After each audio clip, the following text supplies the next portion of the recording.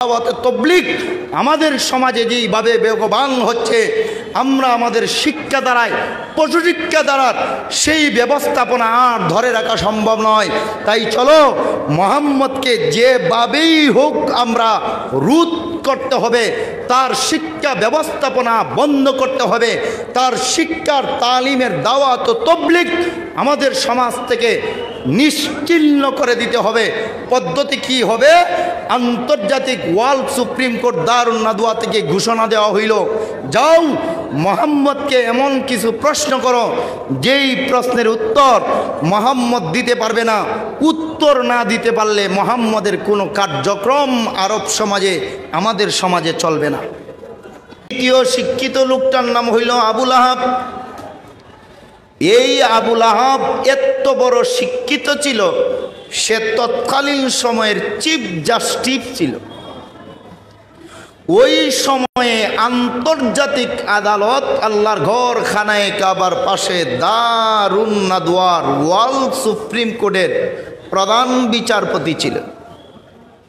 এই লোকটা প্রধান বিচারপতি হইয়া সর্বপ্রথম আল্লাহর ঘর খানায়ে কাবার পাশে দারুন নাদওয়ার আদালতের রায়ের মাধ্যমে ঘুষের প্রথা এবং সুদ না দিলে তার জরিমানা প্রথা চালু করল।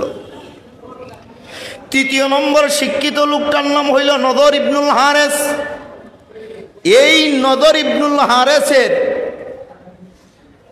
তার জীবনের অনিষ্ট কর্ম বিবরণ দিয়ে আল্লাহ তার পবিত্র কোরআনের সূরায়ে লোকমানের প্রারম্ভিক আয়াতগুলো নাযিল করেছেন।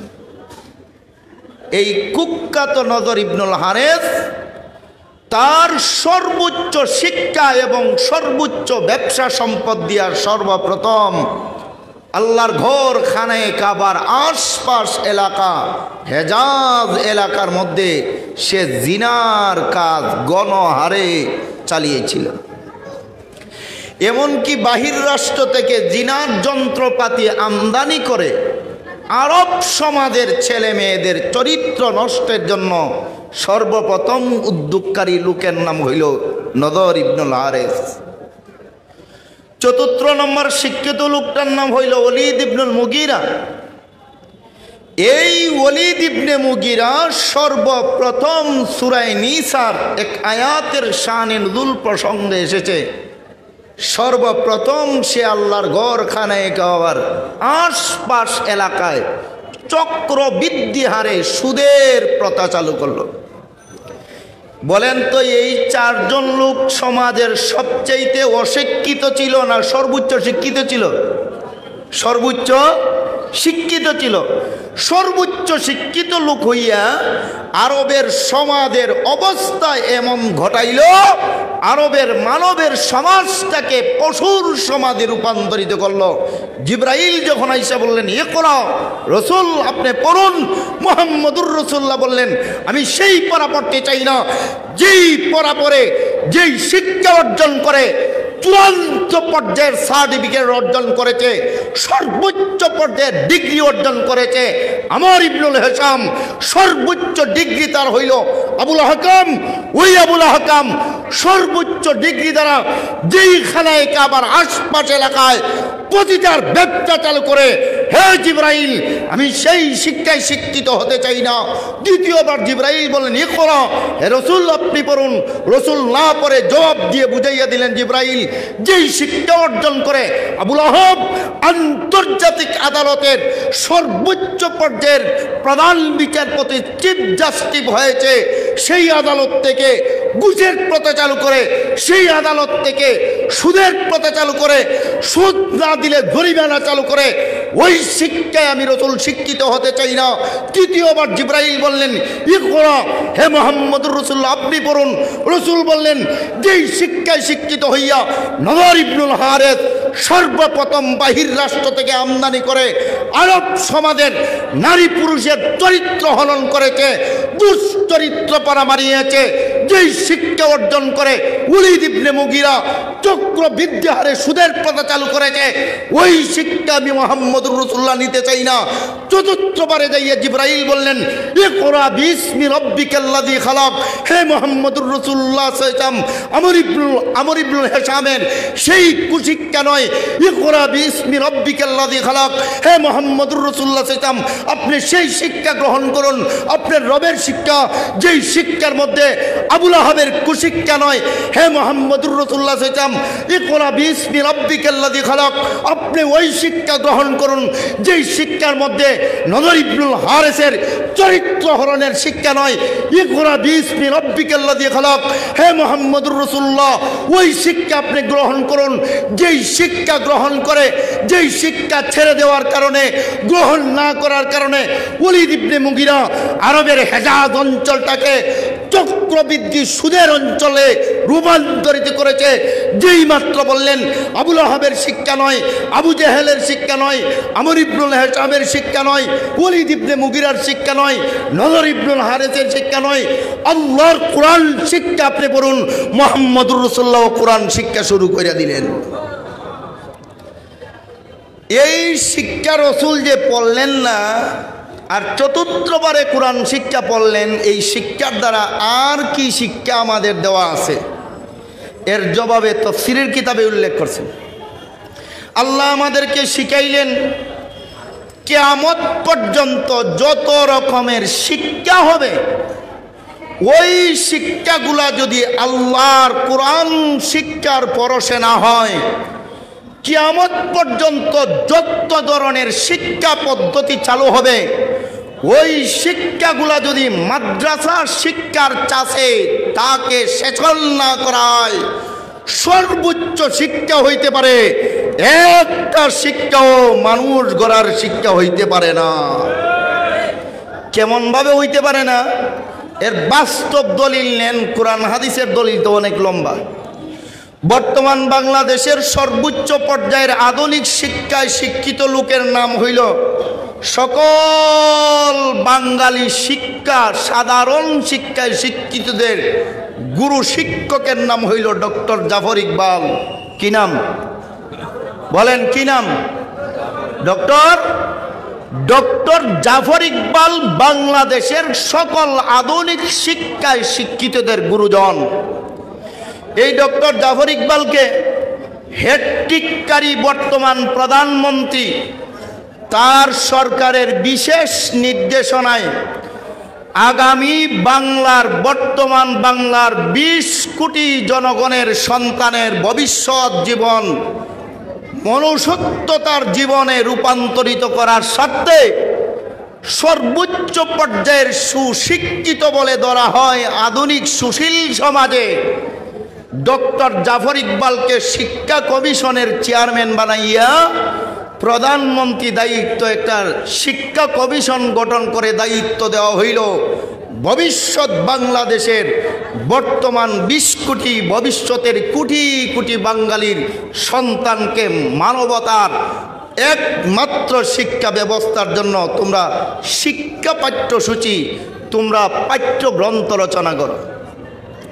এরা এমন পাঠ্যসূচি রচনা করলো, এমন পাঠ্যগ্রন্থ রচনা করলো, এক পর্যায়ে যাইয়া মানব পরিচয় দিতে যাইয়া প্রবন্ধ রচনা করে মানবের আদি ইতিহাস বর্ণনা করতে যাইয়া উল্লেখ করলো মানুষের ঘর থেকে জন্ম হয় নাই, মানুষ বানরের ঘর থেকে জন্ম হয়েছে। উল্লেখ করে নাই? সর্বশেষে কি বানাইল? প্রথম বানাইল বানর, আর বর্তমান শিক্ষা সেশনে চালু করেছে হাঁসের ফেক ফেক আর ব্যাঙের বেগ বেগ। সর্বোচ্চ শিক্ষায় শিক্ষিত লোকটা হইয়া আদম সন্তানকে পরিপূর্ণভাবে সচ্চরিত্রবান বানানোর স্বার্থে শিক্ষা ব্যবস্থায় সৃজনশীলতার রূপকার হিসাবে শিক্ষা ব্যবস্থায় এমন প্রণয়ন করা করলো, মানবের সমাজটাকে বানরের সমাজ, হাঁসের সমাজ আর ব্যাঙের সমাজে রূপান্তরিত করলো। কেন করলো? এর জবাব একটাই, সর্বোচ্চ শিক্ষিত জাফর ইকবাল হয়েছে, আধুনিক শিক্ষায় সর্বোচ্চ শিক্ষিত হয়েছে, কিন্তু আল্লাহর কোরআন শিক্ষা না থাকার কারণে সর্বোচ্চ শিক্ষায় শিক্ষিত হওয়া যায়, বানর আর হাঁস আর ব্যাঙ ছাড়া মানুষ হওয়া যায় না। সর্বোচ্চ শিক্ষায় শিক্ষিত হইতে পারো, কিন্তু বানর হইতে হবে, আর না হইলে হাঁসের বাচ্চা হইতে হবে, আর না হইলে ব্যাঙের মতো লাফাইতে হবে। কেন? কোরআন শিক্ষা নাই, মাদ্রাসা শিক্ষা নাই। মহানবী মুহাম্মদুর রাসূলুল্লাহ সাল্লাল্লাহু আলাইহি ওয়াসাল্লামের কাছে সূরা আলাকের প্রথম 4 আয়াত নাদিল করে আল্লাহ কোরআন নাদিল করে একটা মাদ্রাসার উদ্বোধন করলেন। যেই জায়গায় পড়া হয় আর পড়ানো হয়, এই জায়গাটাকে কি বলা হয়? কি বলা হয়? মাদ্রাসা বলা হয়। পৃথিবীর ইতিহাসে সর্বপ্রথম মাদ্রাসার প্রতিষ্ঠাতা হলেন আল্লাহ, মাদ্রাসার শিক্ষক হইলেন মুহাম্মাদুর রাসূলুল্লাহ, আর মাদ্রাসার পাঠ্যগ্রন্থ হইল কিতাবুল্লাহ, আল্লাহর কোরআন। মাদ্রাসার প্রথম ছাত্রী হইলেন খাদিজা বিনতে খুয়াইলিদ, খাদিজাতুল কুবরা। মাদ্রাসার প্রথম ছাত্র হইলেন ইবনে কুহাফা, আবু বকর সিদ্দিক রাদিয়াল্লাহু তাআলা। আল্লাহর কোরআন নাদিল হইল মাদ্রাসায়। এবার আল্লাহ তার পবিত্র কোরআনের সূরা মায়েদার 67 নম্বর আয়াত নাদিল করে আল্লাহ জানায় দিলেন, ইয়া আইয়ুহার রাসূল বাল্লিগ মা উনজিলা ইলাইকা মির রাব্বিক ওয়া ইল্লাম তাফআল ফামা বাল্লাগতা রিসালাতাহু আল্লাহু ইয়াসিমুকা মিনাল নাস। আল্লাহ বলেন, হে রাসূল, আমি আল্লাহ আপনাকে মাদ্রাসায় যে পাঠ্যগ্রন্থ আমার কোরআন দিয়েছি, এই কোরআন দিয়া মাদ্রাসায় যারা ইমানের কালেমা পড়ে মুমিন মুসলমান হইয়া আপনার ছাত্রছাত্রী হইল, তারাই মাদ্রাসার শিক্ষায় পাবে। এই মাদ্রাসার শুধুমাত্র মাদ্রাসার শিক্ষা দেওয়ার জন্য মাদ্রাসার 4 দেয়ালের ভিতরের দায়িত্ব দিয়ে আমি আল্লাহ আপনাকে পাঠাই নাই। আমি আল্লাহ আপনাকে গোটা জগৎবাসীর কিয়ামত পর্যন্ত সমস্ত মানব জাতির নবী এবং রাসূল শিক্ষক বানাইয়া পাঠাইছি। হে রাসূল, আপনি মাদ্রাসার শিক্ষাটাকে, তালিমটাকে সমাজে তবলিগ করুন। যতক্ষণ পর্যন্ত আল্লাহর কোরআনের শিক্ষা প্রতিষ্ঠান ভিত্তিক চলে, ততক্ষণ পর্যন্ত এই শিক্ষা ব্যবস্থাটাকে বলা হয় তালিম তাআল্লুম। যারা তালিম দেন তাদেরকে বলা হয় মুআল্লিম, যারা তালিম নেন এদেরকে বলা হয় তালিবুল ইলম। আর আল্লাহর কোরআন শিক্ষাটা মাদ্রাসার পরিবেশ থেকে বের হয়ে যখন সমাজের দুয়ারে দুয়ারে, রাস্তাঘাটে, দোকানে, শহরে, বাজারে, হাটে ঘাটে যায়, তখন সময় মাদ্রাসার একই কোরআন শিক্ষার তালিমের নাম পরিবর্তন হইয়া নাম তবলিগ হইয়া যায়। কি হইয়া যায়? তবলিগ হইয়া যায়। মুহাম্মদুর রাসূলুল্লাহকে আল্লাহ নির্দেশ দিলেন, মাদ্রাসার তালিমটা আপনি সমাজে তবলিগ করুন। এখন মুহাম্মদুর রাসূলুল্লাহ তবলিগ করবেন কিভাবে? তবলিগের পদ্ধতি বর্ণনা করে আল্লাহ সূরা শুআরার 214 নম্বর আয়াত নাদিল করে আল্লাহ বলেন, ওয়া আনদির আশীরাতাকাল আকরাবিন। হে মুহাম্মদুর রাসূলুল্লাহ সাল্লাল্লাহু আলাইহি ওয়াসাল্লাম, মাদ্রাসার তালিমটাকে সমাজে তবলিগ করার ব্যবস্থা স্বরূপ আপনি সর্বপ্রথম আপনার আত্মীয় স্বজনকে একত্রিত করে আমি আল্লাহর কোরআনের তালিমের তবলিগ করুন। মুহাম্মদুর রাসূলুল্লাহ সাল্লাল্লাহু আলাইহি ওয়াসাল্লাম আল্লাহর কোরআনের তবলিগ করার জন্য বাইর হইলেন। ইসলামের সমস্ত ইতিহাস, সকল তাফসিরের কিতাব, সকল হাদিসের কিতাবে উল্লেখ আছে মুহাম্মদুর রাসূলুল্লাহ সাল্লাল্লাহু আলাইহি ওয়াসাল্লাম মাদ্রাসা থেকে বাইর হইয়া সমাজের লোকগুলাকে দাওয়াত দিয়া একটা মাহফিলের ব্যবস্থা করলেন, একটা সম্মেলনের ব্যবস্থা করলেন। সম্মেলনের ব্যবস্থাটা যেই জায়গায় করেছিলেন এটা হইল সাফা পাহাড়ের নিচে। সাফা পাহাড়ের নিচে এইভাবে একটা মাহফিল করে মুহাম্মদুর রাসূলুল্লাহ সাল্লাল্লাহু আলাইহি ওয়াসাল্লাম আল্লাহর কোরআনের মাদ্রাসার তালিমটাকে তবলিগ করতেছিলেন। মাহফিলের বয়ান চলা অবস্থায় রসুলের মাহফিলের মাঝখান থেকে একটা লোক দাঁড়াইয়া বলল, তাব্বাল্লাক আলিহাদা জামাতানা ইয়া মুহাম্মদ, ওই মুহাম্মদ, মাদ্রাসার কোরআন শিক্ষার কথাগুলা আমাদের কাছে তাবলীগ করার জন্য বুঝি আমাদেরকে সম্মেলনের নামে জমা করেছো, তুমি ধ্বংস হয়ে যাও। কাকে বদদুয়া দিল? মুহাম্মদুর রাসূলুল্লাহকে। রসুলকে বদদুয়া দেওয়া মাত্রই আল্লাহ তার বদদুয়ার প্রতিশোধে তার জবাব দিয়া পবিত্র কোরআনের একটা সূরা নাযিল করলেন। সূরার নাম হইল সূরা লাহাব। আল্লাহ বললেন, তাব্বাত ইয়াদা আবি লাহাবিন ওয়া তাব্বা মা আগনা আনহু মালুহু ওয়া মা কাসাবা সায়াসলা নারান যাতা লাহাব ওয়ামরাতুহু হাম্মালাতাল হাতাব ফি জিদিহা হাবলুম মিন মাসাদ। হে মুহাম্মদুর রাসূলুল্লাহ সাল্লাল্লাহু আলাইহি ওয়াসাল্লাম, মাদ্রাসার শিক্ষক বানাইছি আমি আল্লাহ, আপনাকে কোরআন দিয়েছি আমি আল্লাহ, মাদ্রাসায় তালিম করার দায়িত্ব দিয়েছি আমি আল্লাহ, মাদ্রাসার কোরআনের তালিমটা সমাজে তাবলীগ করার জন্য আপনাকে নির্দেশ দিয়েছি আমি আল্লাহ। আমার কোরআনের তাবলীগের স্বার্থে আপনি মাদ্রাসার শিক্ষক হইয়া আপনি একটা মাহফিলের ব্যবস্থা করে কোরআনের কথা বলেছেন। এই জন্যই বেঈমান কাফেরদের নেতা আবু লাহাব দাঁড়াইয়া আপনাকে অভিসম্পাত করেছে। না না না, আপনি ধ্বংস হইতে পারেন না। যে আবু লাহাব আপনাকে ধ্বংস কামনা করে বদদুয়া করেছে, আমি সূরা লাহাব নাযিল করে জানাই দিলাম, আবু লাহাব ধ্বংস হয়ে গিয়েছে। আবু লাহাবের হস্তদ্বয় ধ্বংস হয়ে গিয়েছে। আবু লাহাবের অর্জিত সম্পদ ধ্বংস হয়ে গিয়েছে। আবু লাহাবের অর্জিত অর্থ সম্পদ ধ্বংস হয়ে গিয়েছে। আবু লাহাবের জনসম্পদ ধ্বংস হয়ে গিয়েছে। আবু লাহাবের অস্ত্র সম্পদ ধ্বংস হয়ে গিয়েছে। আবু লাহাবের স্ত্রী পরিবার পরিজন ধ্বংস হয়ে গিয়েছে। আবু লাহাবের সুখ শান্তির জীবন ধ্বংস হয়ে গিয়েছে। আবু লাহাবের ইহকাল ধ্বংস করেছি, আবু লাহাবের পরকাল আমি আল্লাহ ধ্বংস করেছি।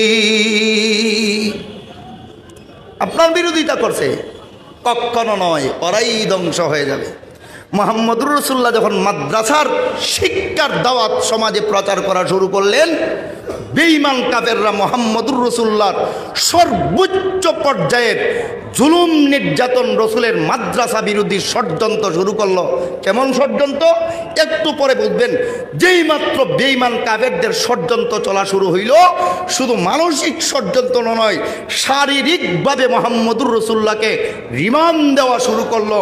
মুহাম্মদুর রাসূলুল্লাহর মাদ্রাসার ছাত্র, সর্বপ্রথম ছাত্র সিদ্দিকে আকবরকে রিমান্ড দিয়ে দিয়ে বেঈমান কাফেররা অজ্ঞান করে ফেলছিল। এই অবস্থায় রসুলের মাদ্রাসার ছাত্র হযরত আবু বকর সিদ্দিক রাদিয়াল্লাহু তাআলা আনহু, সর্বপ্রথম ছাত্র ইবনে কুহাফা আবু বকর সিদ্দিক রাদিয়াল্লাহু তাআলা আনহু খায়রুল কুরুন কি দরজগাহে নামক কিতাবের বর্ণনা অনুযায়ী মুহাম্মদুর রাসূলুল্লাহর আল্লাহ প্রতিষ্ঠিত মাদ্রাসার শাখা একটা মাদ্রাসা সিদ্দিকে আকবর তার বাড়িতে প্রতিষ্ঠা করলেন 611 খ্রিস্টাব্দে। মাদ্রাসার নাম ইসলামের ইতিহাস নামকরণ করেছে মাদ্রাসায়ে বাইতে আবু বকর সিদ্দিক ইবনে কুহাফা রাদিয়াল্লাহু তাআলা আনহু। সেই মাদ্রাসা প্রতিষ্ঠা হইল 611 খ্রিস্টাব্দে। ইবনে কুহাফার মাদ্রাসা যখন হইয়া গেল, বেঈমানরা চাইল আল্লাহ প্রতিষ্ঠিত 610 খ্রিস্টাব্দের আগস্ট মাসের 6 তারিখ মাদ্রাসাতুল নূর বা মাদ্রাসাতুল হেরা শিক্ষা বন্ধ করতে যাইয়া জুলুম নির্যাতনের মোকাবেলায় মাদ্রাসার প্রথম ছাত্র ইবনে কুহাফা আবু বকর সিদ্দিক তার বাড়িতে ইসলামের ইতিহাসের 2 নম্বর কওমি মাদ্রাসা বানাইলেন। মাদ্রাসার নাম মাদ্রাসায়ে বাইতে আবু বকর ইবনে কুহাফা রাদিয়াল্লাহু তাআলা আনহু। সেই মাদ্রাসা যখন বেড়ে গেল, সংখ্যায় 2 হইয়া গেল, বেঈমানদের জ্বালা যন্ত্রণা বাড়তেই থাকলো। জ্বালা যন্ত্রণা বাড়ার কারণে অপরাধ জীবন রসুল এবং রসুলের মাদ্রাসার ছাত্রছাত্রী এবং রসুলের মাদ্রাসায় যারা সহযোগিতা করতেন এমন সবাইকে 2 পাহাড়ের মাঝখানে বেঈমান কাফেররা অবরোধ করলো। এই অবরুদ্ধ জীবনটাকে ইসলামের ইতিহাস শিয়াবে আবু তালেবের রুদ্ধদ্বার বয়কটকালীন জীবন বলে উল্লেখ করা হয়েছে। কেমন অবরুদ্ধ জীবনে মুহাম্মদুর রাসূলুল্লাহ তার মাদ্রাসার ছাত্র, তার মাদ্রাসার শিক্ষক, তার মাদ্রাসার শিক্ষার্থী ছাত্রছাত্রী এবং মাদ্রাসার সহযোগীদের অবস্থার বর্ণনা দিয়া সমস্ত ইসলামের ইতিহাস উল্লেখ এইভাবে করেছেন। বেঈমান কাফেররা মুহাম্মদুর রাসূলুল্লাহর মাদ্রাসা শিক্ষার বিরোধিতা করতে যাইয়া রসুলকে, শিক্ষক জগৎ গুরু মুহাম্মদুর রাসূলুল্লাহকে, তার ছাত্রছাত্রী সাহাবিয়াদেরকে এবং রসুলের মাদ্রাসায় যারা বিভিন্নভাবে সহযোগিতা করতেন, মাদ্রাসা শিক্ষা সমাজে প্রসারের স্বার্থে তাবলীগের কাজে যারা সহযোগিতা করতেন, তখনও মুসলমান হন নাই। এদেরকে দুই পাহাড়ের মাঝখানে বেঈমান কাফেররা শিয়াবে আবু তালেবের রুদ্ধদ্বার বয়কটকালীন জীবনে তিন বছর যাবৎ অবরুদ্ধ জীবনে বাধ্য করল। অবরুদ্ধ জীবনে এমন অবস্থা হইল, কিছুদিন যাওয়ার পর মুসলমানদের সকল খাবার দাবার শেষ হয়ে গেল। এবার কি খাবেন? এবার শুরু করলেন আশপাশের যত বৃক্ষগুলা ছিল অবরুদ্ধ এলাকার সমস্ত বৃক্ষগুলার লতা পাতা খাওয়া শুরু করলেন। কিছুদিনের ভিতরে অবরুদ্ধ এলাকার দুই পাহাড়ের মাঝখানে সকল বৃক্ষগুলার লতা পাতা যখন শেষ হয়ে গেল, কি খেয়ে তাদের জীবন ধারণ করবেন? বাধ্য হইয়া রসুলের মাদ্রাসার ছাত্রছাত্রী এবং সহযোগীরা আশপাশের সকল বৃক্ষগুলার ছাল চামড়া খাল উঠাইয়া খাওয়া শুরু করলেন। কিছুদিনের ভিতরে সকল বৃক্ষের ছাল চামড়া এবং খালগুলাও যখন শেষ হয়ে গেল, আর খাবারের মতো কিছু নাই। অবস্থা এমন হয়েছে, যেই সমস্ত মুসলমান মেয়েরা গর্ভে বাচ্চা ধারণ করেছিলেন, খাবার দাবারের অভাবে গর্ভের বাচ্চাগুলো নষ্ট হয়ে গেল। যেই সমস্ত মুসলমান মেয়েরা সন্তান প্রসব করেছিলেন, খাবার দাবারের অভাবে বুকের দুধগুলা শুকাইয়া গেল। অবস্থা এমন হইল, মুসলমান শিশু বাচ্চা এবং নারীদের কান্নার আওয়াজে আকাশ বাতাস যখন বাড়ি হয়ে গেল, এই অবস্থায় তিনটা বছর অতিক্রান্ত সময়ে আল্লাহ তার পবিত্র কোরআনের সূরা হিজরের 93 থেকে নিয়ে 99 নম্বর পর্যন্ত আয়াতগুলো নাযিল করে জানায় দিলেন, ফাসদা বিমা তুমার ওয়ারিদানিল মুশরিকিন ইল্লা কাফাইনাকাল মুস্তাহদিন। হে মুহাম্মদুর রাসূলুল্লাহ সাল্লাল্লাহু আলাইহি ওয়াসাল্লাম, আমি আল্লাহর কোরআন শিক্ষার মাদ্রাসার শিক্ষক হওয়ার অপরাধে আপনি মুহাম্মদুর রাসূলুল্লাহকে আপনার মাদ্রাসার ছাত্রছাত্রী হওয়ার অপরাধে আপনার সাহাবিয়াদেরকে আপনার মাদ্রাসার তালিম তাবলীগের যে সহযোগিতার অপরাধে এগুলো মুসলমান হয় নাই। এদেরকে তিন বছরে বেঈমানরা অবরুদ্ধ জীবনে যেই পরিমাণ জুলুম নির্যাতন করেছে, আমি আল্লাহ সবগুলার মোকাবেলায় সর্বোচ্চ মকাম সফলতার জীবন দিয়ে আমি আল্লাহ ঘোষণা করলাম, ফাসদা বিমা তুমার ওয়ারিদানিল মুশরিকিন ইল্লা কাফাইনাকাল মুস্তাদিন। বের হয়ে যান রাস্তায় হাজে গাজে, বাজারে দোকানে, ঘরে ঘরে, মহল্লায় কোরআনের দাওয়াত দিন। যেই বা যারা মাদ্রাসা শিক্ষার বিরুদ্ধে, কোরআনের বিরুদ্ধে, দাওয়াত তাবলীগের বিরুদ্ধে রুখে দাঁড়াবে, এদের মোকাবেলার জন্য আমি আল্লাহই যথেষ্ট হয়ে গেলাম।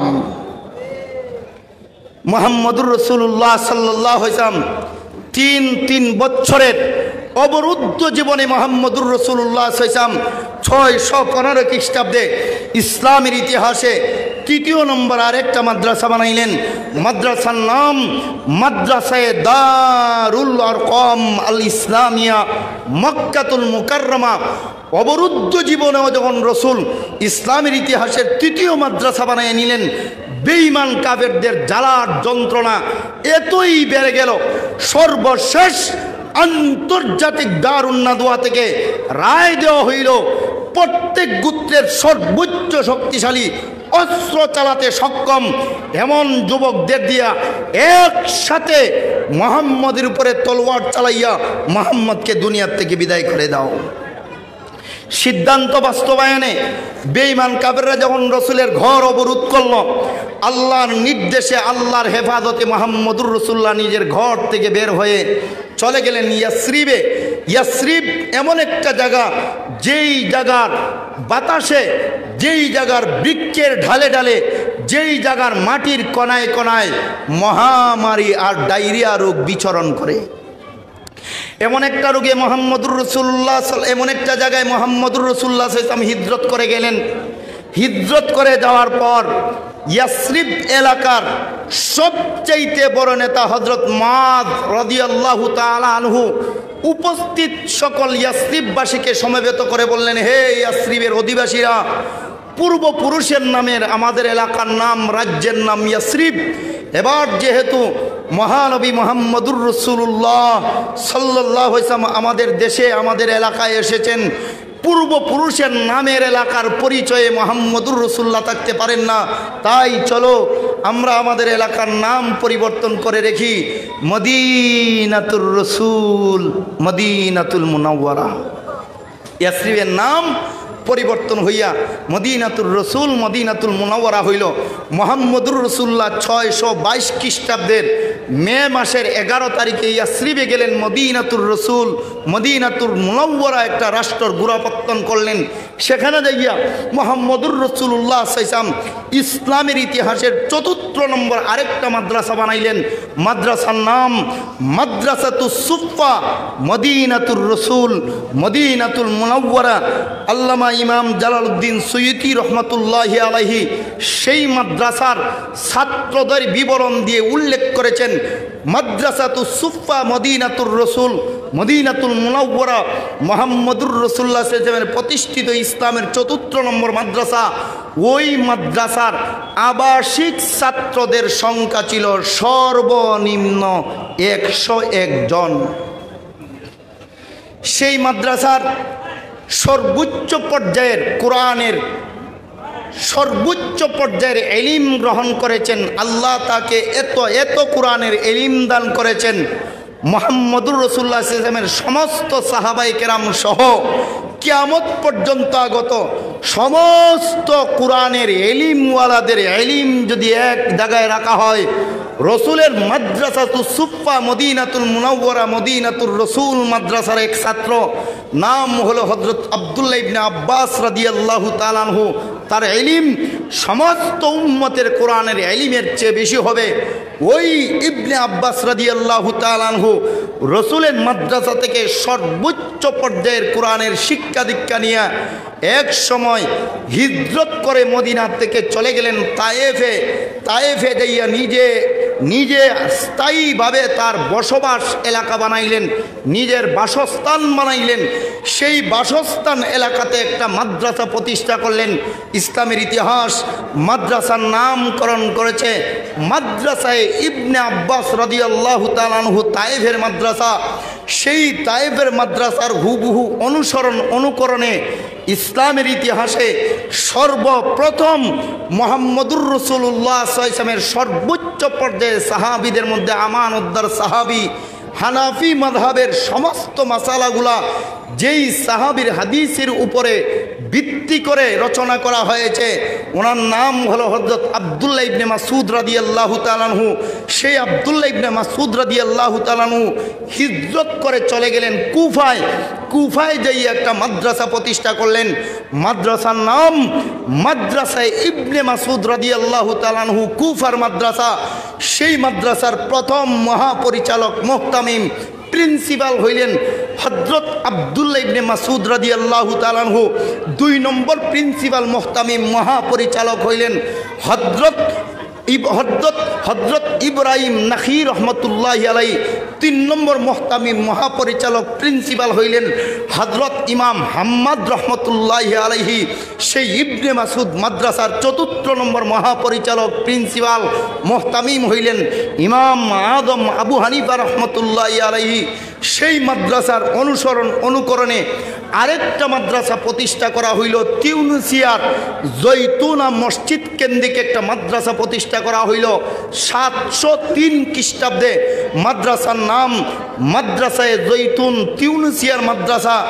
এই মাদ্রাসাটা 1200 বছর পর্যন্ত কোরআন হাদিসের নিরলসভাবে বিশ্বব্যাপী খেদমত করতেছিল।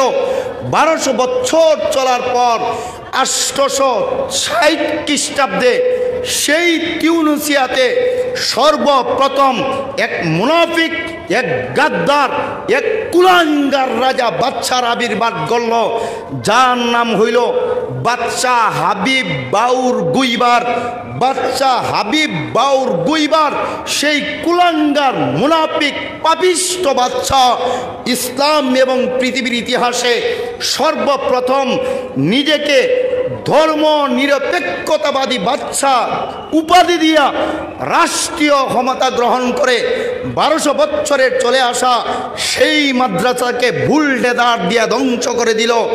এই ধর্ম নিরপেক্ষতাবাদী বাদশার নাম হাবিব বোর গুইবার।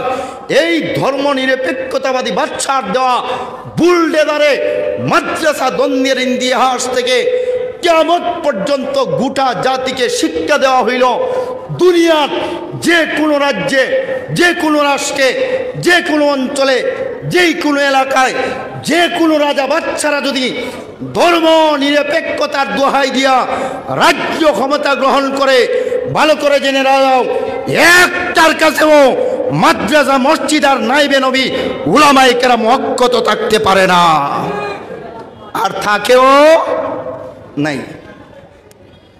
সেই 703 খ্রিস্টাব্দের জৈতুনা মসজিদের পর 703 খ্রিস্টাব্দের জৈতুনা মসজিদ পরিচালিত হইল, মসজিদ ভিত্তিক মাদ্রাসার শিক্ষা চলতে থাকলো।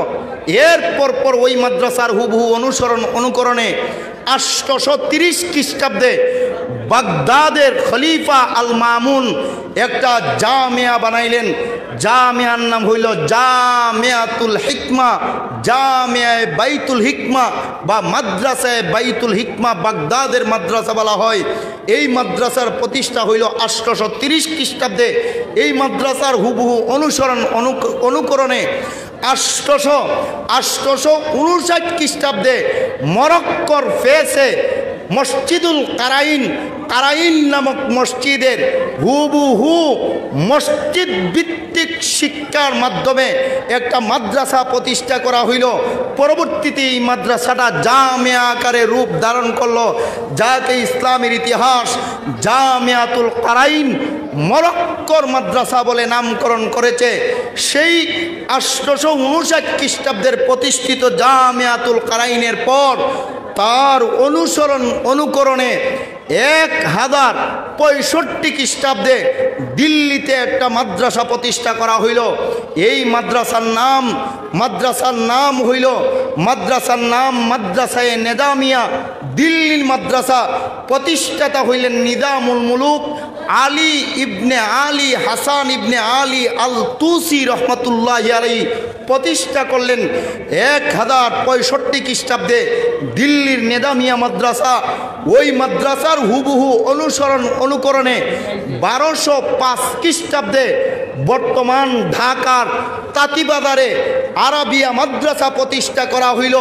পরবর্তীতে ইখতিয়ার উদ্দিন মোহাম্মদ বিন বখতিয়ার খিলজির প্রত্যক্ষ এবং পরোক্ষভাবে তার সহযোগিতায় সেই তাঁতিবাজার মাদ্রাসার শিক্ষা ব্যবস্থা চলতে থাকলো। এর পরপর 1216 খ্রিস্টাব্দে ইসলাম খাঁ চিশতি সর্বপ্রথম বর্তমান রাজধানী ঢাকার ইসলামপুরের নবাব বাড়ি মসজিদ কেন্দ্রিক একটা মাদ্রাসা প্রতিষ্ঠা করলেন, মাদ্রাসায়ে ইসলামিয়া নবাব বাড়ি ইসলামপুরের মাদ্রাসা। সেই মাদ্রাসার হুবহু অনুকরণে 1270 খ্রিস্টাব্দে বুখারা থেকে একজন মুহাদ্দিস হিজরত করে বর্তমান ঢাকার নারায়ণগঞ্জ জেলার সোনারগাঁ এলাকায় হিজরত করে এসে একটা মাদ্রাসা প্রতিষ্ঠা করলেন। ভারত উপমহাদেশের সর্বপ্রথম সিয়াসিত্তার হাদিসে রসুলের মাদ্রাসা শেখ শরফুদ্দিন আবু তাওয়ামা রহমতুল্লাহি আলাইহির মাদ্রাসায়ে শরফিয়া আবু তাওয়ামার মাদ্রাসা, যাকে সিয়াসিত্তার হাদিসে রসুলের মাদ্রাসা বলা হয়। ওই মাদ্রাসার হুবহু অনুকরণে বর্তমান দারুল উলুম দেওবন্দ মাদ্রাসা প্রতিষ্ঠা হওয়ার আগে বর্তমান আপনাদের এই সিলেটের জিঙ্গাবাড়িতে একটা মাদ্রাসা প্রতিষ্ঠা করা হয়, মাদ্রাসায়ে আরাবিয়া জিঙ্গাবাড়ি মাদ্রাসা, সিলহট্ট মাদ্রাসা।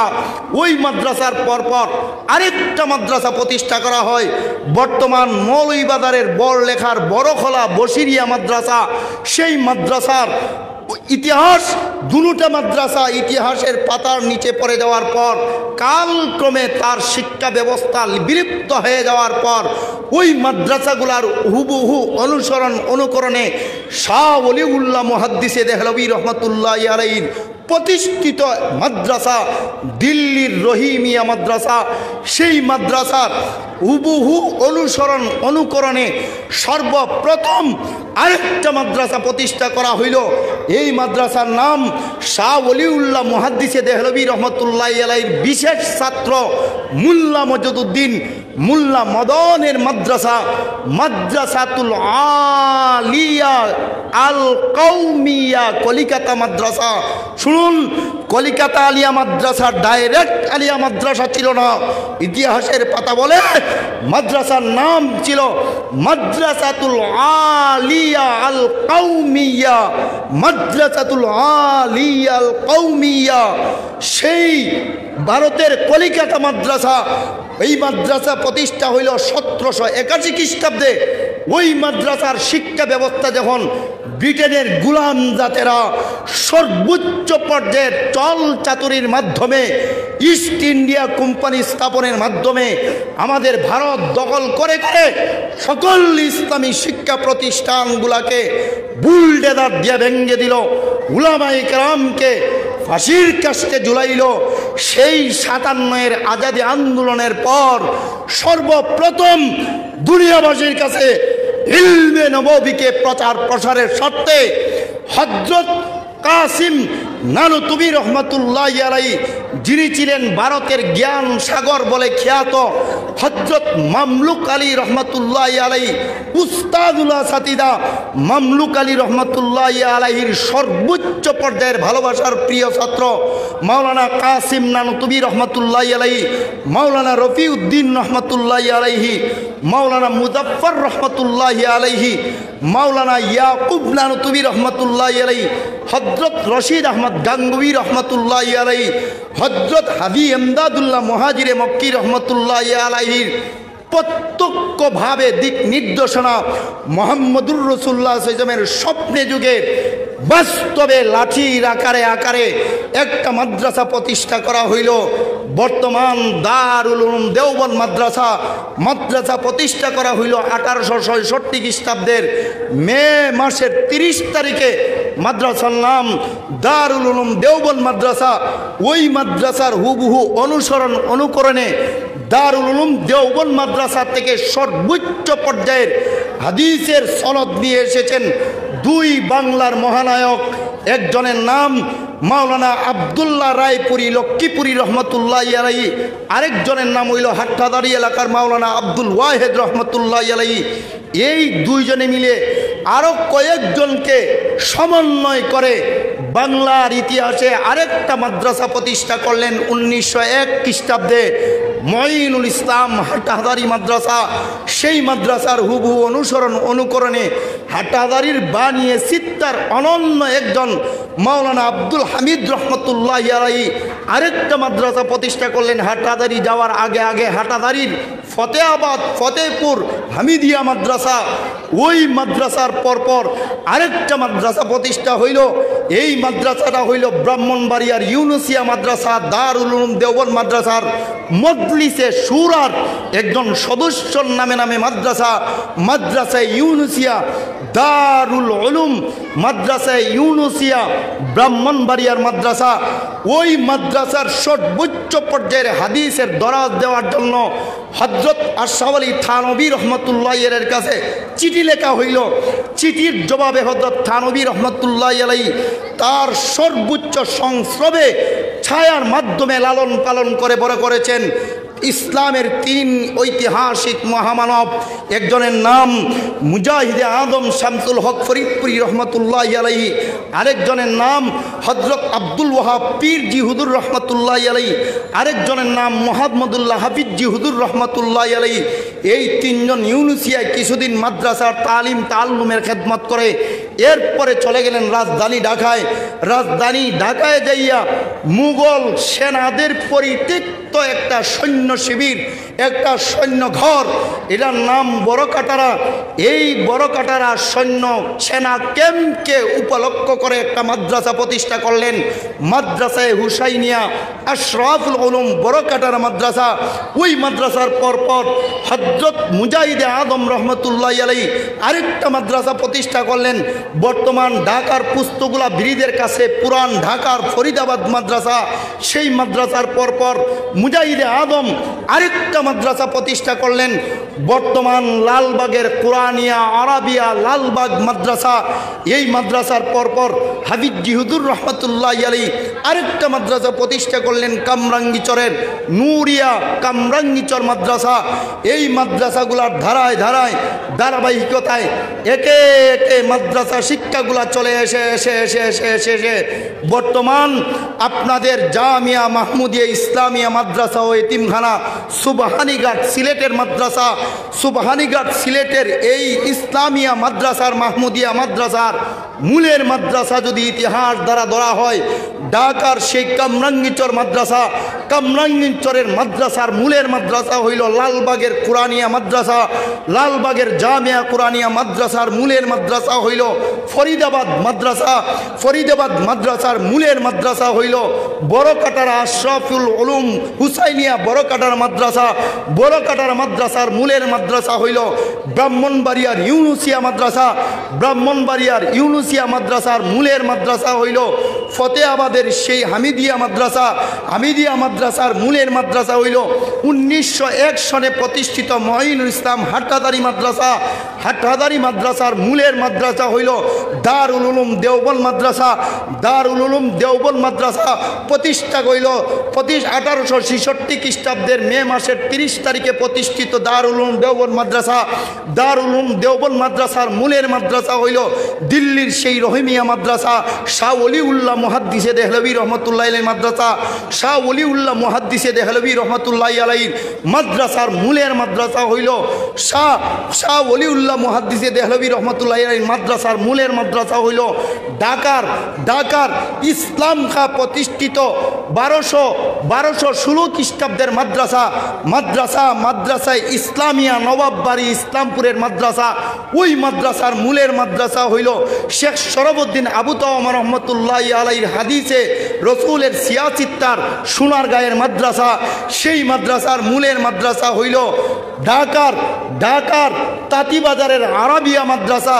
সেই আরাবিয়া মাদ্রাসার মূলের মাদ্রাসা হইল মৌলভীবাজারের বড়লেখার বড়খলা বসিরিয়া মাদ্রাসা, মৌলভীবাজারের বড়লেখার বড়খলার বসিরিয়া মাদ্রাসার মূলের মাদ্রাসা হইল আপনাদের সিলেটের জিঙ্গাবাড়ি মাদ্রাসা, সিলেটের জিঙ্গাবাড়ি ইসলামিয়া মাদ্রাসার মূলের মাদ্রাসা হইল 1065 খ্রিস্টাব্দের বাগদাদের সেই নিজামিয়া মাদ্রাসা, নিজামিয়া মাদ্রাসার মূলের মাদ্রাসা হইল 975 খ্রিস্টাব্দের মিশরের কায়রোতে মসজিদুল আল আজহার ভিত্তিক প্রতিষ্ঠিত মাদ্রাসা, বর্তমান যাকে চিনা হয় জামিয়াতুল আজহার মাদ্রাসা, জামিয়াতুল আজহার আল ইসলামিয়া। সেই মাদ্রাসার মূলের মাদ্রাসা হইল 859 খ্রিস্টাব্দে মরক্কোর ফেসের জামিয়াতুল কারাইন মাদ্রাসা, জামিয়াতুল কারাইন মাদ্রাসার মূলের মাদ্রাসা হইল 830 খ্রিস্টাব্দের প্রতিষ্ঠিত বাগদাদের বাইতুল হিকমা।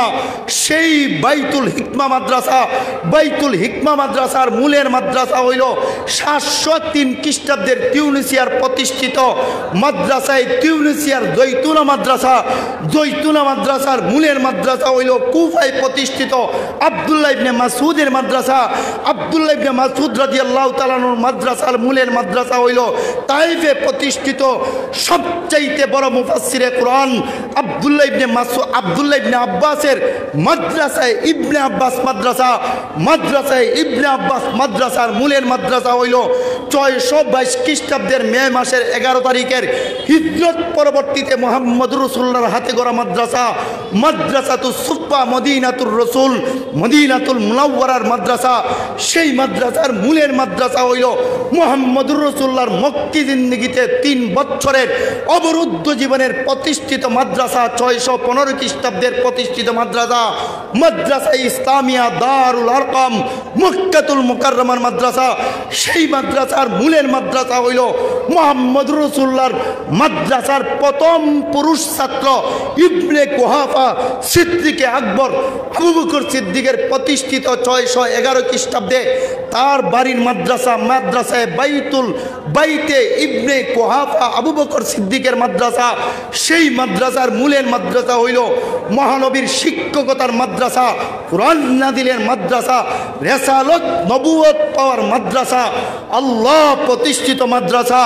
610 খ্রিস্টাব্দের আগস্ট মাসের 6 তারিখে আল্লাহ প্রতিষ্ঠিত মাদ্রাসা, মাদ্রাসাতুন নূর বা মাদ্রাসাতুল হেরা মাদ্রাসা।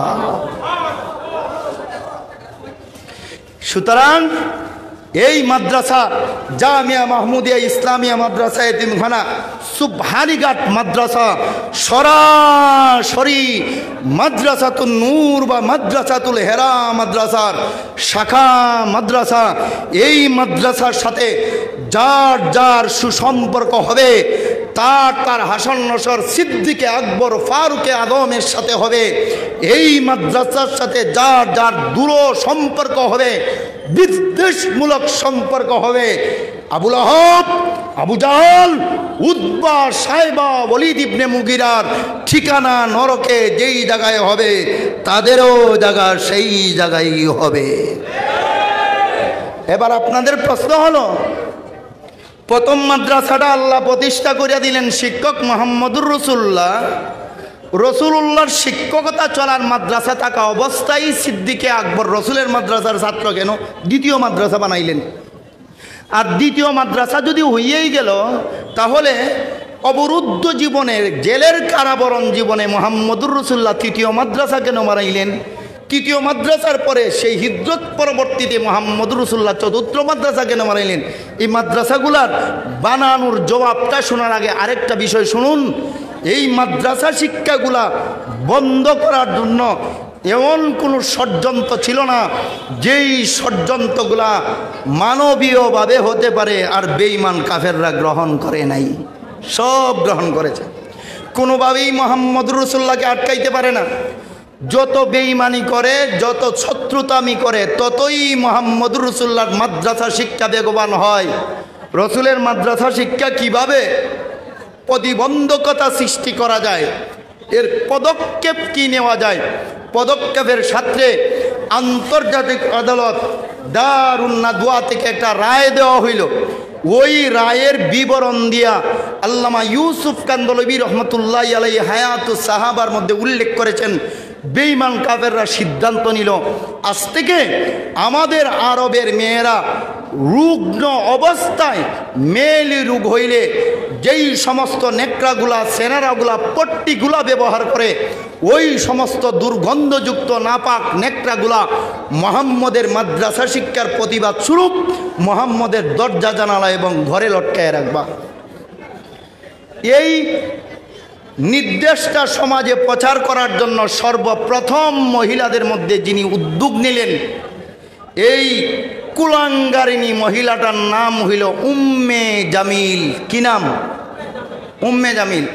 উম্মে জামিলে মক্কা সিটির প্রত্যেকটা গলিতে গলিতে বাসায় বাসায় যাইয়া মেয়েদেরকে বলল, ও মেয়েরা, প্রতি মাসে তোমরা রুগ্ন অবস্থায় যে নেকড়াগুলা, যে কাপড়গুলা, পট্টিগুলা ব্যবহার করো, ওগুলা নাপাক দুর্গন্ধযুক্ত রক্তে যখন রঞ্জিত হয়ে যায়, এগুলা আর তোমরা নর্দমায় ডাস্টবিনে ময়লার জায়গায় ফেলে দিবে না, ওগুলাকে মুহাম্মদের দরজা জানালায় লটকায় রাখবে। ঠিকই তার নির্দেশে, তার প্রচারণায় সকল ব্যবহৃত নেকড়াগুলা সারাদিন ভর মেয়েরা রসুলের দরজা জানালা পুরা দেয়ালে লটকায় রাখত। সারাদিন রসুল দাওয়াত দিয়ে আইসা সন্ধ্যা সময় যখন দেখতেন পুরা ঘর দরজা জানালা নেকড়া দিয়া ভরপুর, তখন আল্লাহর রসুল বলতেন, হায় রে আমার সমাজ, পারো কি এইভাবে জুলুম করতে? অথচ আমি চাই তোমাদের কোমরে ধরে ধরে জান্নাতের মেহমান বানাতে। দেখলো না এইভাবেও মুহাম্মদকে দমানো যায় না। কি করবে? আন-নাদরু ফি গায়াতিল মাকসুদ ফি ইফসিদাতিল ইয়াহুদ নামক গ্রন্থের মধ্যে উল্লেখ আছে, এবং সাফওয়াতুত তাফাসিরের মধ্যে উল্লেখ আছে। তাফসিরের কিতাবের সাফওয়াতুত তাফাসিরের সূরা কলমের প্রারম্ভিক আয়াতগুলোর তাফসিরে উল্লেখ আছে। পাশাপাশি আল্লামা শফি রহমতুল্লাহি আলাইহির তাফসিরে মারিফুল কোরআনের মধ্যেও তাদের পদক্ষেপমূলক সেই ঘটনাটা উল্লেখ আছে। ঘটনাটা হইল, সমস্ত আরব দুনিয়ার সর্বোচ্চ পর্যায়ের নেতৃস্থানীয় ব্যক্তিরা এক হইয়া আল্লাহর ঘর খানায়ে কাবা সামনে আন্তর্জাতিক দারুন নাদওয়াতে তারা উপস্থিত হইল। উপস্থিত হয়ে তারা পথ খুঁজল মুহাম্মদের মাদ্রাসা শিক্ষা এবং দাওয়াতে তাবলীগ আমাদের সমাজে যেইভাবে বেগবান হচ্ছে, আমরা আমাদের শিক্ষা দ্বারায় পশু শিক্ষা দ্বারা সেই ব্যবস্থাপনা আর ধরে রাখা সম্ভব নয়। তাই চলো মুহাম্মদকে যেভাবেই হোক আমরা রোধ করতে হবে, তার শিক্ষা ব্যবস্থাপনা বন্ধ করতে হবে, তার শিক্ষার তালিমের দাওয়াত ও তাবলীগ আমাদের সমাজ থেকে নিশ্চিহ্ন করে দিতে হবে। পদ্ধতি কি হবে? আন্তর্জাতিক ওয়ার্ল্ড সুপ্রিম কোর্ট দারুন নাদওয়া থেকে ঘোষণা দেওয়া হইল, যাও মুহাম্মদকে এমন কিছু প্রশ্ন করো যেই প্রশ্নের উত্তর মুহাম্মদ দিতে পারবে না। উত্তর না দিতে পারলে মুহাম্মদের কোনো কার্যক্রম আরব সমাজে আমাদের সমাজে চলবে না। সর্বোচ্চ পর্যায়ে ৭২ জন নেতা, মতান্তরে ৮৩ জন নেতা মুহাম্মদুর রাসূলুল্লাহর দরবারে হাজির হয়েছে। আল্লাহর রসুল এইভাবে তার উপস্থিত সাহাবীদেরকে নিয়ে বয়ান করতেছেন। রসুলের বয়ানের মাঝখানে রসুলের চতুর্দিকে মজলিসকে গ্রাউ করে দাঁড়াইয়া বলল, ও মুহাম্মদ, আমরা আরবের সর্বোচ্চ পর্যায়ের নেতৃস্থানীয় লোকগুলো হাজির হয়েছি। আজকে তোমাকে এমন কিছু প্রশ্ন করা হবে, এই প্রশ্নগুলোর সঠিক জবাব দিতে পারলে তোমার মাদ্রাসা শিক্ষা ব্যবস্থা আমাদের সমাজে চলবে। আমাদের প্রশ্নের জবাব দিতে পারলে তুমি মাদ্রাসার শিক্ষক মুহাম্মদুর রাসূলুল্লাহর ছাত্র উস্তাদের তাবলীগ আমাদের সমাজে চলবে।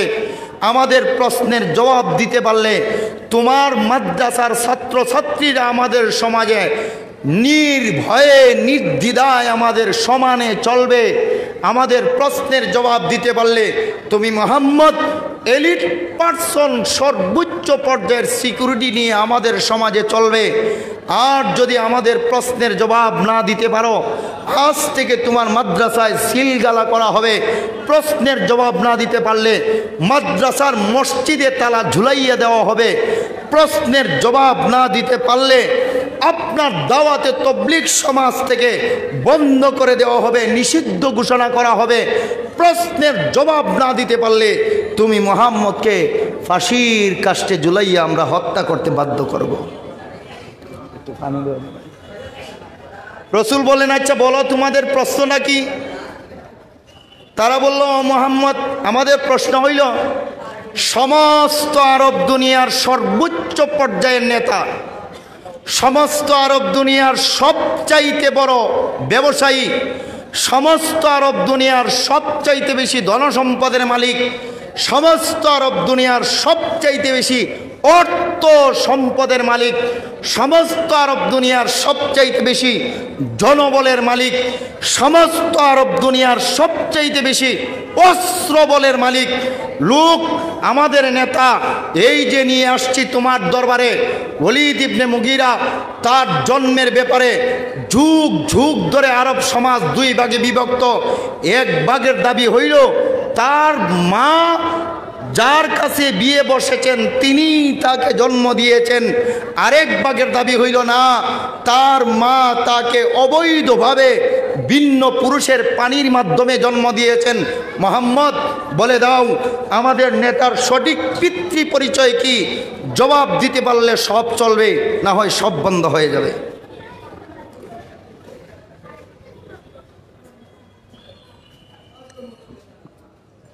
যেই নেতার জন্মের পরিচয় নিয়ে রসুলের দরবারে হাজির হইছে, ইতিহাসের কোনো ইতিহাসে লেখছেন এই নেতাটা রসুলের চেয়ে 17 বৎসরের বড়, কোনো ইতিহাসে লেখছেন 25 বৎসরের বড়। ওরা ভাবলো মুহাম্মদ যেহেতু 25 বৎসর পরে দুনিয়ায় আসছে, আমাদের নেতারও পরে, এই সূত্রে মুহাম্মদ জবাব দিতে পারবে না। দ্বিতীয় সূত্র হইল মুহাম্মদ আমাদের নেতার মা নয়, মা হইলে বলতে পারবে কোন পুরুষের পানির দ্বারা সন্তান এসেছে, মুহাম্মদ জবাব দিতে পারবে না। তৃতীয় সূত্র হইল মুহাম্মদ হাদিন নাদিন নয়, আলিমুল গাইব নয়। চতুর্থ সূত্র হইল মুহাম্মদ আল্লাহ নয়, কোনোভাবে জবাব দিতে পারবে না। উপস্থিত সকল সাহাবীরা মাথা নিচু করে বসে আছেন, মুহাম্মদুর রাসূলুল্লাহ নিজেও মাথা নিচু করে বসে আছেন। কেন?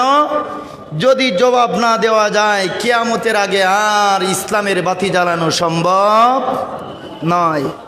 আল্লাহ কোরআনের এক আয়াতে বলেন, ইউরিদুনা লিইউতফিউ নূরাল্লাহি বিআফওয়াহিহিম ওয়াল্লাহু মুতিম্মু নূরিহি ওয়ালাউ কারিহাল মুশরিকুন। এ মুহাম্মদ সাল্লাল্লাহু আলাইহি ওয়াসাল্লাম, এরা ফু দিয়ে আমি আল্লাহর কোরআনের বাতি নিভাইতে চাই, ইসলামের বাতি নিভাইতে চাই, অসম্ভব। এদের ফুট জলে ছাই খাই হয়ে যাবে। আমি আল্লাহর প্রজ্বলিত ইসলামের বাতি তার আলো রশ্মি আরো বেগবান হতেই থাকবে। রসুল যখন মাথা নিচে দিয়ে আসেন, মুহূর্তের ভিতরেই আল্লাহ তার পবিত্র কোরআনের সূরা কলমের 1 থেকে নিয়ে 16 পর্যন্ত আয়াতগুলা নাযিল করে দিয়েছেন। আয়াতগুলা নাযিল করা মাত্রই রসুল তেলাওয়াত করছেন।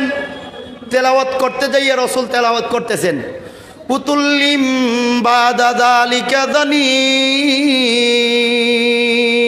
হে মুহাম্মদ সাল্লাল্লাহু আলাইহি ওয়াসাল্লাম, যেই লোকের জন্মের ব্যাপারে আপনার দরবারে হাজির হইয়াছে, আপনি তার জন্ম পিতৃ পরিচয় দিয়ে বলুন, তার মা তাকে তার মূল ফিতা দিয়ে জন্ম দেয় নাই, তাদের বাড়ির পাশে উট গাদা এবং ভেড়া রাখালি করত, এমন রাখালের পানি দিয়ে জন্ম দিয়েছে। ঘটনা যেই মাত্র রসুল আয়াতগুলা তেলাওয়াত করা শুরু করলেন, সব বেঈমানরা দৌড় শুরু করলো। তাফসীরে কিতাবে লেখছেন দৌড়লো কেন, এর জবাবে উল্লেখ করেছেন ওদের ভয় এসে গেল, তাড়াতাড়ি দৌড় দে, না হইলে নেতার জন্মের খবর যেভাবে বাইর হইয়া গেছে আমাদের জন্মের খবরও বাইর হইয়া যাবে। এই সবটি দৌড় দিছে। দৌড় দিয়া নেতা বাসায় গেছে। বাসায় যাওয়ার পর মাকে খুঁজে, মা বাসায় নাই, মাকে খুঁজে খুঁজে খুঁজে খুঁজে গ্রামের শেষ মাথায় গিয়ে দেখে এক আত্মীয়র বাড়িতে এক আত্মীয় মহিলার মাথার চুল থেকে উকুন আনতেছে, এমনি মায়ের চুলের মুঠায় ধরছে, ধরে রাস্তায় টান শুরু করছে, মারাত্মক চিৎকার, তার কর্ণ কোহরে যায় না, টেনে টেনে বাড়ির বাসায় নিয়ে তার উঠানে শুয়াইছে, বুকে বসছে, গলায় তলোয়ার লাগাইছে। মার পুরো শরীর থেকে রক্তকরণ হচ্ছে, পাথরের আঘাতে আঘাতে ছিদ্র হয়ে। মাকে জিজ্ঞাসা করে, সত্য করে ক, আমাকে কোন পুরুষ দিয়া জন্ম দিছস? মা কয়, এটা কি কস? তুই জানস না? তুই নিজে বুড়া হয়ে গেছস, তোর সন্তানগুলোও বুড়া হয়ে গেছে, এদের সন্তানগুলোও বুড়া হয়ে যাচ্ছে, বুন্নি হতে যাচ্ছে, তুই জানস না? তোর বাবাকে কয়, হ, এতদিন পর্যন্ত যাকে বাবা বলে জানতাম, গিয়েছিলাম মুহাম্মদের মাদ্রাসা বন্ধ করতে, গিয়েছিলাম মুহাম্মদের মাদ্রাসার ছাত্র উস্তাদের তবলিগ বন্ধ করতে, গিয়েছিলাম মুহাম্মদের দাওয়াতি কার্যক্রম বন্ধ করতে, গেছিলাম সব বন্ধ করতে, আর মুহাম্মদের আল্লাহ কোরআনের আয়াত নাযিল করে আমার জন্মের দরজা খুলে দিছে। ক, কিভাবে জন্ম দিছস? মা কয়, তোর বাবা দিয়া। কয়, অসম্ভব, তুমি মিথ্যাবাদী হইতে পারো, মুহাম্মদ মিথ্যাবাদী হইতে পারে না। এর বিবরণ দিয়ে কোরআনের অন্যান্য আয়াতে আরও অনেক লম্বা আলোচনা করেছেন। যাই হোক, পরে মা বলল, আচ্ছা যদি সঠিক কথা বলি কি করবি? কয়, তোমাকে মারবো না, ছেড়ে দিব। কয়, তাহলে নাম। বুক থেকে নামছে, দূরে দাঁড়াইছে, তলোয়ার নামাইছে। এবার মা উঠে বলে, আমি আরবের সর্বোচ্চ পর্যায়ের সুন্দরী মহিলা ছিলাম, আমার গায়ে যৌবন আসা মাত্রই আমার চুল থেকে নিয়ে পায়ের নুকের আগা পর্যন্ত এমন কোনো অঙ্গ প্রত্যঙ্গ ছিল না যেগুলো ঝলমল করে নাই আমার যৌবনে। আমাকে দেখে আরবের এলিট পারসন বড় বড় ঘর থেকে আমার বিয়ের প্রস্তাব আসছিল, কোনো বিয়ে তারা যে হয় নাই। এক পর্যায়ে পরদেশে জর্ডানের প্রিন্সের পক্ষ থেকে আমার বিয়ের প্রস্তাব আসলো। ওই বিয়ের প্রস্তাবকে আমি গ্রহণ করলাম, আমার আব্বাও গ্রহণ করলেন। বিয়ের প্রস্তাব মঞ্জুর হওয়ার পর বিয়ের দিন তারিখ ঠিক হয়ে গেল। আর হাতে গোনা কয়েকদিন আরবে 2 মেলা হয়, একটা উকাজ আর একটা মাসান্না, আন্তর্জাতিক বাণিজ্য মেলা চলছিল। আমি আমার আব্বাকে বললাম, আব্বা আমাকে উকাদের বাণিজ্য মেলায় নিয়ে যান। আমার আব্বা মেলা দেখানোর জন্য নিয়ে গেলেন। গেলাম মেলা দেখার জন্য। গিয়ে যখন স্টলগুলো পরিদর্শন করতেছিলাম, এমন সময়ে আমাকে যে বিয়ে করেছে তোর বাবা, সে আন্তর্জাতিক ব্যবসায়ী হওয়ার সুবাদে তার স্টলের কাছে যাওয়া মাত্রই সে আমাকে দেখে বিয়ের জন্য পাগল হয়ে গেল। বিয়ে না দিলে আমি এবং আমার বাবার হত্যার হুমকি দিল। আমার আব্বা আমার জীবন এবং তার জীবন রক্ষার্থে সেই প্রিন্সের বিয়া বাদ দিয়া তোর বাবার সাথে বিয়া পড়াই দিল। বিয়ে হয়ে গেল। সপ্তাহ 10 দিন সময় গেল। আমাকে বিছানাতে স্ত্রীর সকল প্রকার চাওয়া পাওয়া পূরণ করলো। ওমা, সপ্তাহ 10 দিন যাওয়ার পর এখন তার এমন একটা রোগ ধরা খাইছে, মানে তার শারীরিক ক্ষমতা নাই স্ত্রীর শারীরিক ক্ষমতা পূরণ করার, শারীরিক চাহিদা পূরণ করার এই ক্ষমতা নাই। ধ্বজভঙ্গ রোগ ধরা খাইছে। এখন এই ধ্বজভঙ্গ রোগ ধরা খাওয়ার পর সে লজ্জায় ব্যবসার বাহানা দিয়ে চলে গেল সিরিয়ায়। এদিকে আমার একটা ভয় জাগলো। সাফাতুত তাফাসিরের মধ্যে যেভাবে লেখছেন এই আয়াতগুলার তফসিরে এই কথাগুলোই আপনাদের একটু শোনাচ্ছি। আমার ভয় জাগলো, তোর বাবার এই এত অর্থ সম্পদ কে দেখবে? কারণ তোর বাবার তো ইঞ্জিনে এই পাওয়ার নাই আমার গর্ভ পর্যন্ত পানি পৌঁছাবে। এখন অপর দিক দিয়া আমি আমার শারীরিক এই যৌবনকে কিভাবে আমি কাটাবো? তোর বাবা তো আমার যৌবনের চাহিদাও পূরণ করতে পারবে না। তোর বাবার ব্যবসার সেই বাহির রাষ্ট্রে থাকার সুবাদে আমাদের বাড়ির পাশে উট, ভেড়া এবং দুম্বা এবং গাদা রাখালি করতো। রাখালের সাথে আমার পরক্রিয়ার সম্পর্ক হইল, প্রেমের সম্পর্ক হইল। ওই প্রেমের সম্পর্কে সে আমাদের বাড়িতে আসা যাওয়া করতো।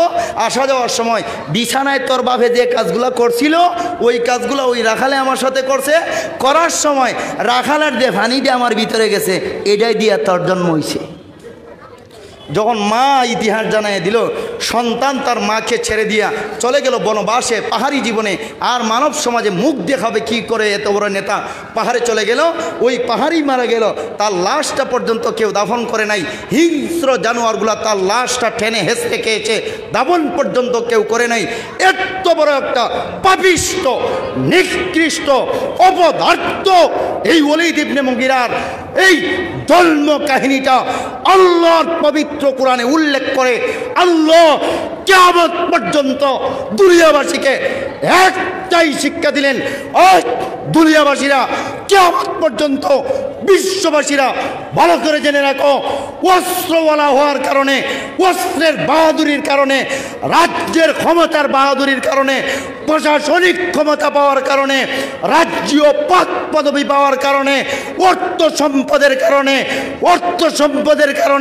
ধন সম্পদের কারণে, জনবলের কারণে, বুটের বলের কারণে যেই বা যারা কিয়ামত পর্যন্ত আমার নবীর ওয়ারিস, নাইবে নবী, হক্কানি উলামায়ে কেরাম, আমি আল্লাহর প্রতিষ্ঠিত মাদ্রাসা শিক্ষার ব্যবস্থা এবং ওই মাদ্রাসার অনুকরণে প্রতিষ্ঠিত মাদ্রাসার ছাত্র উস্তাদের দ্বারা তোবাচারিত দাওয়াতে তাবলীগ মাদ্রাসার ছাত্র উস্তাদের সমন্বিত দাওয়াতে তাবলীগ মাদ্রাসার কোরআন শিক্ষা ব্যবস্থা, উলামায়ে কেরামের সকল প্রকার ধর্ম প্রতিষ্ঠার ব্যবস্থার যেই বা যারা বিরোধিতা করে, ভালো করে জেনে রাখো, সবগুলার জন্মের মতো ওলীদ ইবনে মুগীরার জন্মের মতো। কিয়ামত পর্যন্ত যে বা যারা প্রশাসনিক ক্ষমতা পেয়ে, রাজ্য ক্ষমতা পেয়ে, সম্পদের ক্ষমতা পাইয়া, অর্থ ক্ষমতা পাইয়া, জনবলের ক্ষমতা পাইয়া, অস্ত্রের ক্ষমতা পাইয়া মাদ্রাসার বিরুদ্ধে, মাদ্রাসার ছাত্র উস্তাদের তাবলীগের বিরুদ্ধে, মাদ্রাসার উলামায়ে কেরামের বিরুদ্ধে যেই বা যারা ষড়যন্ত্র করবে, আল্লাহর কোরআন বলে উতুল্লিম বাদালিকা জালিম, সবগুলার জন্মের মধ্যে সমস্যা। কার জন্মের সমস্যা আছে আর কার জন্মের সমস্যা নাই বুঝার জন্য বেশি দূরে যাওয়ার দরকার নাই। মাদ্রাসার বিরোধিতা করে কেডায় দেখো, মাদ্রাসার ছাত্র উস্তাদের তাবলীগের বিরোধিতা করে কেডায় দেখো। যারা করে সবটি জন্মের সমস্যা। দলিল উতুল্লিম বাদা যালিকা যানিম ওয়া আখির দাওয়ানা আনিল হামদুলিল্লাহি রাব্বিল আলামিন।